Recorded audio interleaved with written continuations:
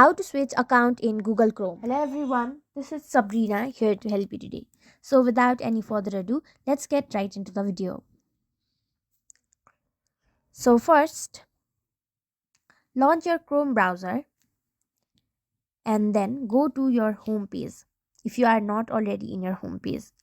Then in the top navigation bar, you will see something like this in your profile icon. Then tap on your profile icon.